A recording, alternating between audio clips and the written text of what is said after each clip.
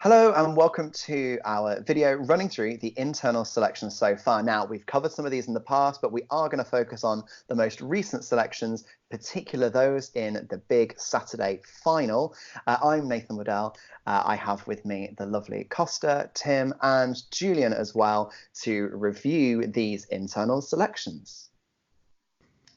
Wonderful. So, we'll do it very quickly. I'm going to run through them all in alphabetical order. I know we've gone through some of these in infinite detail in separate videos. So the likes of Austria, Belgium, Bulgaria will probably touch on a little bit, but not too much. But there are some big new internal selections now, aren't there? And we've also got Spain as well to throw in the mix that we have yet to cover. So we'll start with Vincent Bueno, the Austrian Filipino, who's going to represent them with the song Alive. Now, I know we've touched on this before, but other than Tim, what's the feeling behind having selected an artist like Vincent? Julian, do you want to go? Yeah, sure. For Vincent Bueno, it's like he competed, I think, in 2016 in the national final of Austria. And watching this, I don't see a lot of like value in the music he brings. It's not a very distinct sound that we haven't heard before, something that has never been done before. And right now, I just can't really think of what his song Alive could sound like, what it could be like, what kind of genre we would see from him. And it's just because of the lack of information we have about him and what I've seen from him that I'm not pretty impressed of him, but I'm always open to change my opinion. There have been in the past a lot of internal selections where we haven't heard the song, and then they come out with a song, and I was very impressed. For example, last year with North Macedonia, I didn't expect a lot from North Macedonia. Like from the past years, I was like, okay, they're gonna get a nice song and then destroy it with staging. But then Proud was released and it was amazing. So now I'm not very impressed by Vincent Bueno, but I'm open to change my mind about him. Costa? I kind of let rip in our reaction video for Vincent. I will say, in his defense, he can sing and dance at the same time. Oh, that's a plus. Which is a plus, yes. I'll be positive today. Well, we've seen many that don't fulfil that brief. So moving ever so swiftly on, again, Hooverphonics, Hooverphonic, should I say, we've covered. Have we? Actually, oh, okay, we might not have done. I'm going to lead here with a really specific question on Hooverphonic then. So Hooverphonic, a really big established act. You know, they've been around since the 90s. They've changed their genre a number of times, like really all long-term music artists do. You can take Rihanna as an example. I think there's every genre in the world she's covered now. But Hooverphonic lost their most recent lead singer back in 2015 and hired a new one in April 2018.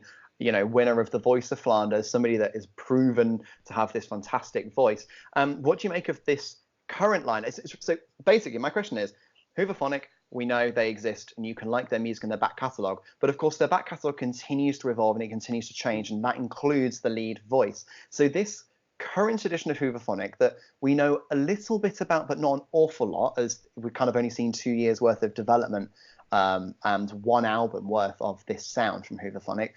What are we thinking about this version of Hooverphonic with Luca, the young 19-year-old, as their lead singer?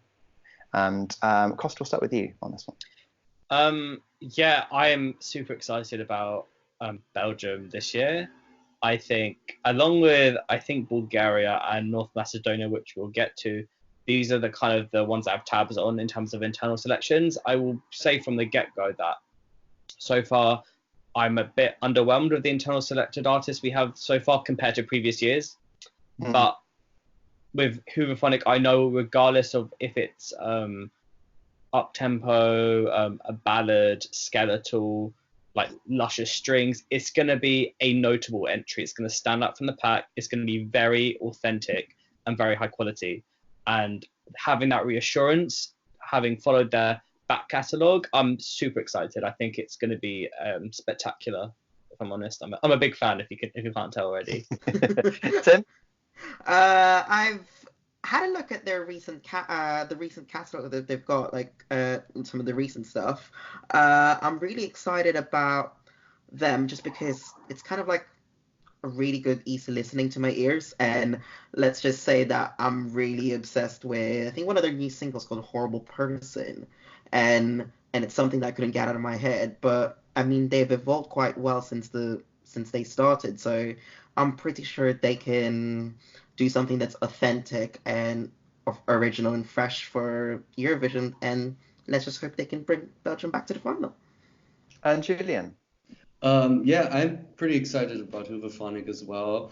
Like you said, they changed the singer, and so I was looking at the stuff they did now more recently, and for me especially their single Romantic was something that I put it in my playlist. It's an amazing song, and it's a very distinct sound. It has this like rock influences, but it's still very mellow. And I really like this kind of music, and I think it can do very well at Eurovision. And if they bring something like Romantic to Eurovision, I think they are an absolute contender for the win, or top 10 at the very least. Lovely. This is the side of Belgium that traditionally doesn't send entries that I like. So this automatically means for me my expectations are quite low, but I'm open to liking a entry from this broadcaster, but I don't hold out too much hope. It's not kind of my cup of tea in terms of genres, but that being said, she has a lovely voice. Over to the one that ticks all of my boxes, and we've covered this before, so I'm not going to go on for too long because Costa and I think did a solid 8 minutes. But Victoria from Bulgaria, we've obviously learned this week that she really styles her sound on the likes of Billie Eilish and Dua Lipa, but also has an immense respect for the pop music created by Lady Gaga and also Adele's emotional ballads. We've learned that she's an artist that really connects with lyrics of a song and how that means it's so important for her to be involved in the creation of her song. So we're going to get an act. We're going to get a song from Bulgaria here that's quite likely to be a bit of dark pop. I mean, Billie Eilish in a nutshell is dark pop, but has this kind of emotional connection and, I mean, probably a really strong pop hook. So for me, that ticks every single one of my boxes. If you're going to put Billie Eilish and Dua Lipa in the same sentence, then I'm looking no further, and I've booked for Sofia 2021. So I'm going to throw it over to you, Julian. What are your thoughts on Victoria? I mean, saying that like one of your biggest inspirations are like Dua Lipa, Billie Eilish, especially when you talk to young people, those are big shoes to fill, and I think it's very easy for her to go too close to Billie Eilish, and it could end up as like, oh, she's doing a rip-off and it just sounds like something generic, but I don't think that's very likely to happen. She has a very big backing from like sponsors from the record company, and she has a distinct sound.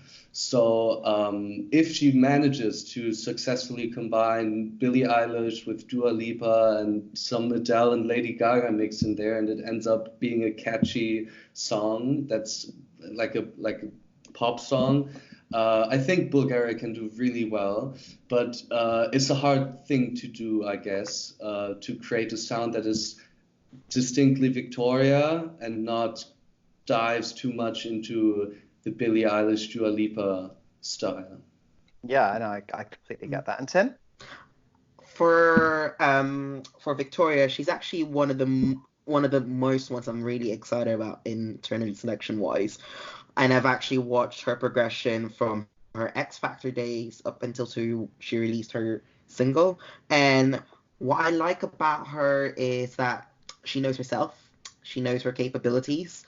So I'm really looking forward as to how she's able to basically apply all the experiences that she's had and she's learned and basically prove herself to Europe. But I mean, from what I've seen so far, and even those clips that I saw from the showcase that Tom and Oliver went to. I'm really impressed, and I cannot wait to see what type of song she'll have for us. Yeah, it's funny because I like Julia. My one concern is it becomes too generic. But just from seeing her interpretations of, let's say, two of the biggest pop hits in the last 3 months, I think it's a really great.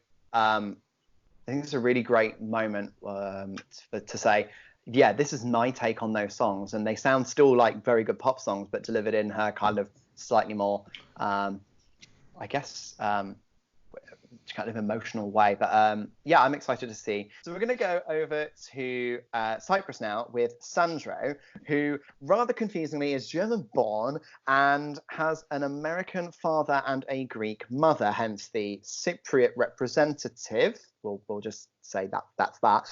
But he's represented in New Wave. He actually represented the USA in New Wave, again, very confusingly, in Sochi, Russia last year, and actually finished in 5th place in what is one of the most respected music competitions around. Based on that alone, and he's done The Voice in Germany. What is your expectation, Costa? Not a lot. Okay, is that it? Is that... I've kind of covered this. I mean, what we do know is that they've shortlisted, I think, 5 songs, and that none of them are bangers. So that's already a down vote. For me, yes. So I've crossed out potential Luca Henney ripoff and put in Shawn Mendes tribute. Yeah, and I actually was about to say, Yeah. I think you're absolutely right on that. His voice blind audition was Shawn Mendes, and yeah, of course, it gets everybody to turn their chair, but he did only get to the sing-off round of The Voice. So Another thing I will say is I think part of my disappointment is because Cyprus are clearly not going to send a song in Greek, and I really wanted them to send a song in Greek this year because I missed the Greek language at the contest last year, and I don't think his voice would sound particularly good singing Greek because he hasn't got a very folky voice. Anyway, yeah, I'm kind of disappointed in Cyprus, but that's because I have a connection to it, obviously. And that's usually the country I support because I don't support the UK. So I'm searching. I have no citizenship anymore. Julian, what with his German connections? Do you know anything more that you can add? Well, apparently Sandro was in this year's process in Germany involved. He advanced some stages apparently, but he then decided on his own to drop out of that because he got the offer from Cyprus. I guess he applied to several countries, Ellie Ryan style. And I think it's a wise choice of him to just go with internal selection because now he's 100% at Eurovision. But yeah, I think he said before that his song will be like a Shawn Mendes inspired style kind of song. And I think that is also a good road to go to get a very generic song. And yeah, it's like a hit or miss. I don't really know what he's going to bring other than it's probably like a mellow pop song, and he's going to do some kind of sexy staging to it. But I'm happy that Cyprus got away from that female diva with a pop song because I think they peaked at that with Costa. They peaked at that with Tamta, and I think it can only go downwards from there. So I'm happy they switched it up, but I'm not too excited about him. Bring Vridiki back, that's what I say. Tim, I think you've covered this before. I know I can see you waving your Cypriot flag. Go on, quick sentence. No, I'm not having high hopes, but I'm just going to say that I'm happy for the fact that they changed what they've done for the past 2 years. The only thing is, I say, with this one, I don't think the artists know themselves yet. They're still finding their way, and having that sense, they might be in danger, might not make the final, so I'm not sure. My 2 cents is Don't fix what's not broken.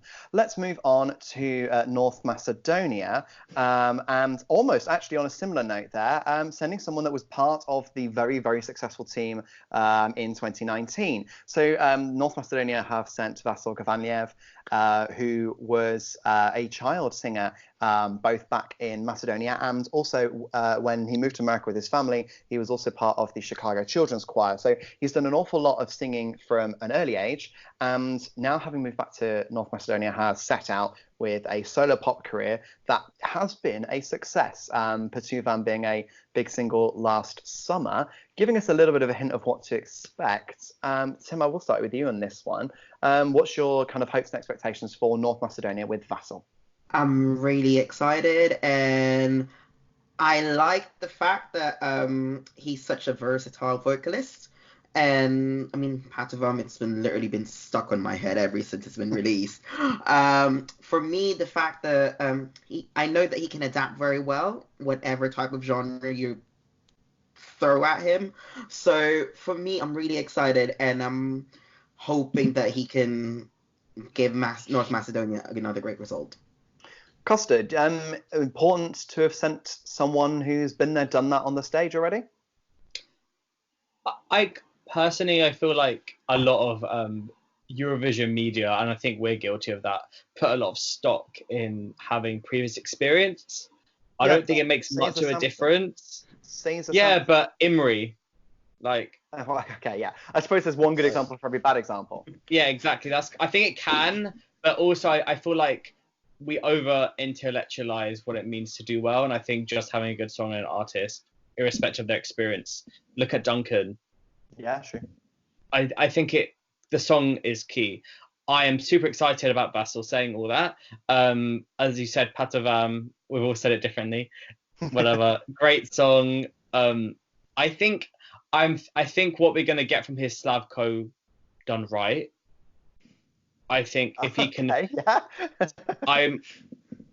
I think a song that's has a bit of a queer aesthetic to it is a bit more seductive, but has a very strong sense of national identity. I would love the song to be in Macedonian. That is what I'm really hoping. Whether they do that or not, we'll see. I have very high hopes. I think North Macedonia have hit some momentum, and I think the team are putting a lot of effort into ensuring that they can have success without repeating the same formula, and I think this is almost more of a risk to do that, but I am very excited to see what comes out of this. And Julian, how are you feeling about Vasil? Yeah, for me, I have very high hopes for him. I just looked at his recent music, especially like Patovan, if that's how you pronounce it. But it's a very good song, and there's like there are elements in it that we have heard before, but there are new elements that are completely new, and it's a very distinct sound, and I think that's something you would remember on the stage. Like the song, I don't know how old it exactly is, but the music video is like 2 months old. If it's still in the from September 1st rule included, I wouldn't mind him sending that song. It's a great song, but I think especially when it comes to North Macedonia, they have to start with their staging ideas very early. They had a great staging in 2019. But I still do not trust them when it comes to staging. What worked once doesn't work twice every time. So I think he will have a great song. He will have a decent song. And I really hope they will sit down and talk about staging at a very early stage. So but I'm very hopeful for him. He looks like he could bring a great result for North Macedonia again. Yeah, I completely agree with you on that one. I'm really excited to see. I think Costa's onto a little something there. I'd like it to be, even if the hook is in Macedonian, like Polygenova Mark II, that is the route I want it to be, an ethno-pop banger. Okay, so moving on, and we've also got our 3 internal selections in the grand final. Now, all of these are already pre-qualified through to Saturday's show, as we all know, but yet it's incredibly important that they have a good staging and performance, because we see a clip of these in each of the semi-finals, so we do get to see them twice somehow. We'll start with France and Tom Leeb, and I'm going to admit straight off the bat that I don't really know an awful lot about him, but I am very aware of the social media dialogue that took place when his name was first rumoured, in that everyone's very delighted by a pretty-looking man standing on stage. For me, pretty-looking man needs substance and song, so I am waiting to see kind of what comes out. I've not done an awful lot of kind of listening into his discography yet, but it is fair to be noted that it is mostly in English, and France being a nation that primarily needs the French language in their song before there's a bit of a media fuss. I'll throw you back to 2008 and the nightmare that was trying to get French into an entry that was already written into English. So it'll be interesting to see where they go with language. Now, of course, they just said this week that there'd be no problem with English being sent as part of a French entry, but yet to be seen how much English will get through without somebody in the French media kicking up a storm. Costa, do you want to go first with Monsieur Leeb? Yeah, I'll keep it brief. I listened to I heard his name, I saw the picture. I mean, I was being judgmental. I think 99% of people who follow Eurovision were like, "Oh my god, my basement's flooded. I can't wait." Yeah. Basically. Sit on my face, whatever. And yeah. I was like... There was a lot of that. I was like, oh, they're not just selecting some random 16-year-old from a theatre school and sending Bim Pam Toi like I hoped. So I'm really disappointed that they're not doing a tacky song like Bim Pam Toi, or just resending that great song. Because technically they can. There's nothing in the rules against doing that. Correct. And then I listened. I thought, open mind, let's go with it. And I just nearly broke down just listening to the song after song of generic Tom Howard, Ben Howard even, acoustic, sad, attractive, crying man. I cannot. It's okay, just, question. One song of his is good. Are We Too Late? I think that's his biggest song. But there's nothing French about it. France, I respect France for always sending something unmistakably French to the contest. That's what I look to them for. I think they will really shoot themselves in the foot if they just join the convoy of man pain and at least do it in French. I'm really concerned about this, actually.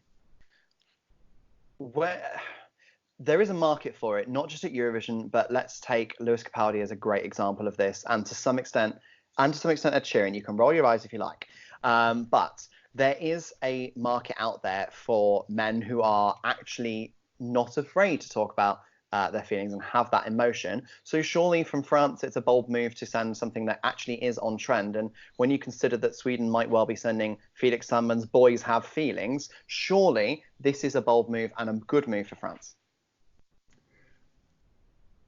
No. Yeah, I think the problem is not especially that it's about a sad man singing or whatever, but if you look at YouTube, the music he does, he gets a lot of views, but it's not on his channel. For example, his song Are We Too Late has 25 million views, but not on his channel, but on a channel called Sleep Music. and I think it's just that it's exactly the problem, that he can sing about emotion, but you can like music that puts you to sleep, that is very calm, but it's something that is very risky because you don't want people to fall asleep when they listen to you performing at Eurovision. So I think there have been songs in the past who have done who are sleepy songs, like Portugal 2017 is a song that is very calm and you could listen to it while you try to fall asleep, but it managed to walk that fine line between sleepy and exciting, and it's very hard to do that, and I'm not sure if he's quite able to do it. So yeah, it again comes down to the do it right, and unless I'm proven otherwise, I will not trust you, because yeah, as you also said it can go to the sad man crying and putting us to sleep on the Eurovision stage, and that is most certainly going to go horribly wrong for France. Tim, I know I'm going to get your thoughts on this. Before somebody in the comments shoots me, it's Boys with Emotions for Felix Sandman. I'm very aware that I got that wrong. Go on, Tim. Your thoughts. Well, the only thing I'd say about France is that I'd agree with like Costa. I'm just a bit worried that might lose their identity with this entry, and I really don't know where to place him.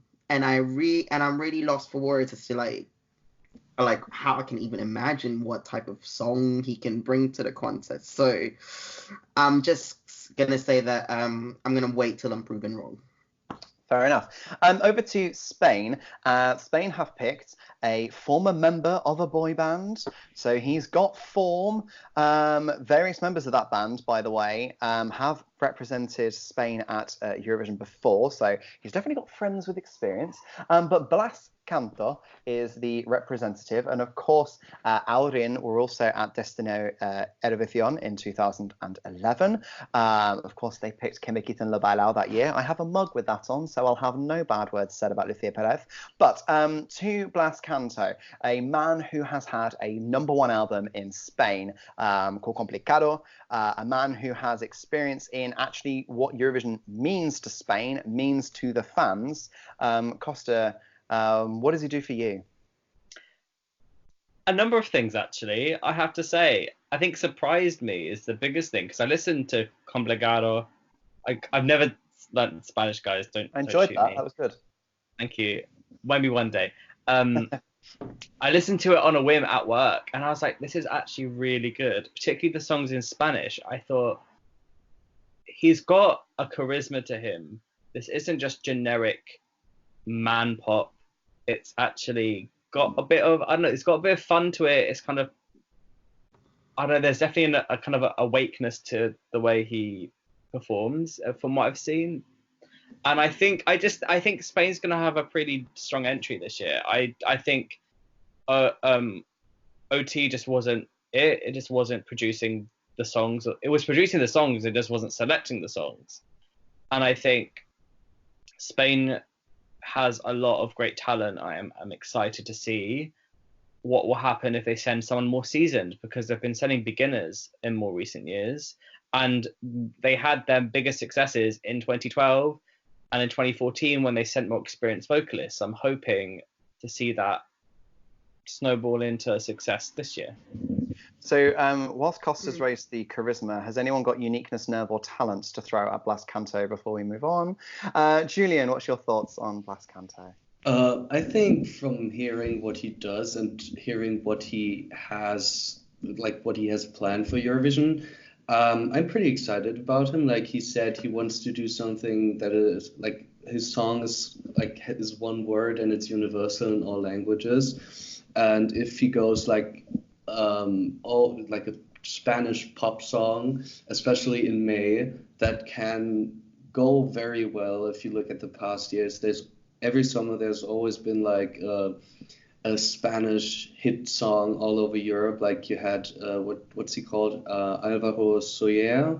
He had numerous hits all over Europe, and I think if they really go that direction and execute it right, he can really make an impact. And especially as you said, he's an experienced vocalist. He has some experience in the music industry, and people who have been to Eurovision in his friend circle, I think he can deliver a really strong package. So I'm happy Spain ditched their previous selection and have someone experienced, someone who has full creative control over everything he does. So I'm really hoping for a lot from Spain this year, and that they finally get a good result after so many years in the bottom. I just think they should have sent Rosalia. Over to Tim.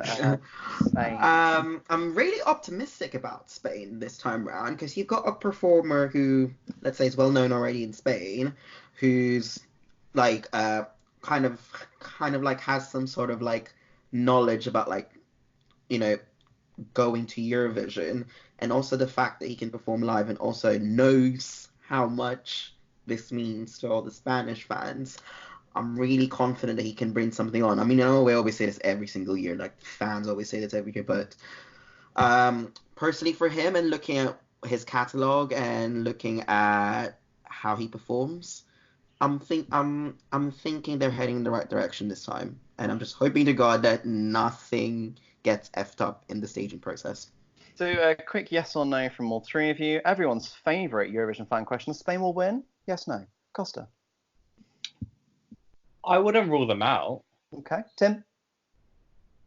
I wouldn't rule them out, but I have to wait for the song. Julian?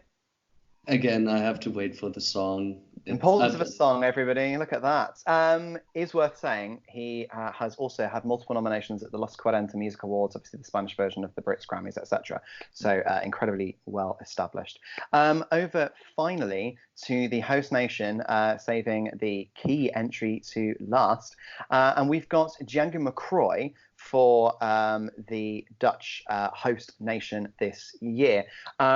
Music that's has been described, I've seen it described as modern soul. He originally is from Suriname, and his audience obviously is very well built up now in both his homeland and in the Netherlands, but also he is starting to get some increasing traction in the neighbouring nations. It's well worth saying that Macrooy has got himself some fan base growing in Belgium, France, and Germany. So that being said, the host nation have picked something that I did not expect whatsoever. For me, came totally out of left field. I don't know really how to feel about it. I am going to say I'm optimistic, but the only type of soul pop I've ever enjoyed is Sam Smith. So give me that, and I'll be absolutely delighted. Give me some raw, emotional kind of occasion. No. But influenced by the soul sound and turning it into something that is really suits the emotional story you want to tell. That's the type of soul music that I like. It's that style of presenting it. But I'm not overly enthused by soul in general, and therefore I'm kind of like, hey, you're the host nation, do what you like. And it's a great opportunity for them to showcase something that means something to them. So again, on the fence, but I don't have very high expectations, although I imagine some of you do. So we'll start with Costa. Oh, I wasn't expecting you to come to me. I am so excited, and I have to take my hat off to the Netherlands. Well, it's probably a cowboy hat because it is the Netherlands. For just sending something completely unexpected and for taking a risk. I mean, it'll be like this will never happen if the UK won and they sent Bhangra to the contest and an Indian artist. You're taking an artist who isn't even natively Dutch from birth, moved to the Netherlands in the last 10 years. 2014. 2014, yeah, and he's a growing name, but they usually a host entry is like going back more like historical contests is a bigger name, or at least someone that is a bit more of a safer option.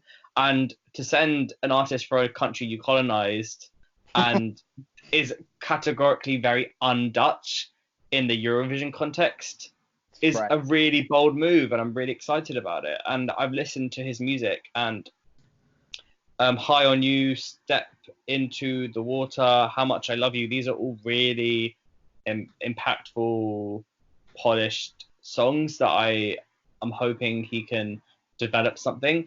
We know the song he's written himself, and it was a similar case to Arcade, whereby a song was submitted and the team were just like, oh my god, this guy's amazing, we have to send him.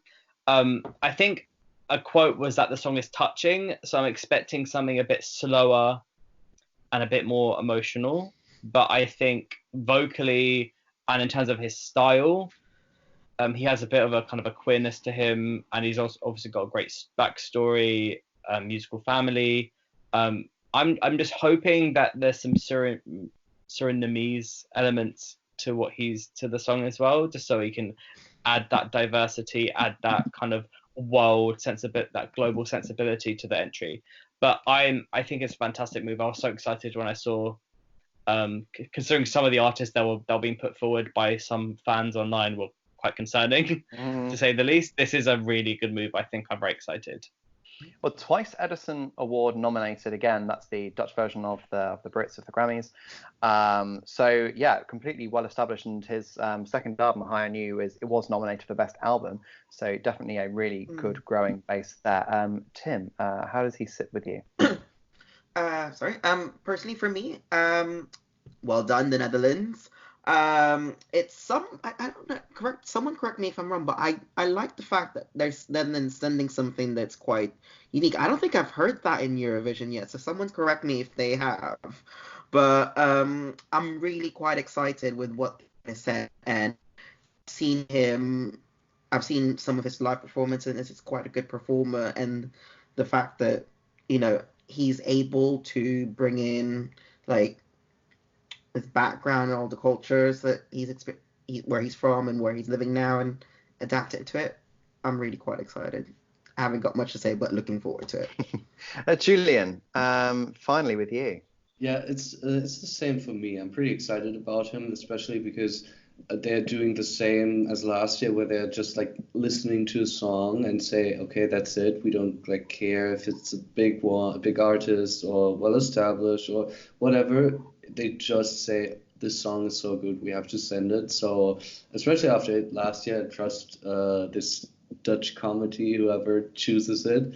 And I listened to a few of the songs, and it's really promising. This type of music is something we haven't really heard in Eurovision before.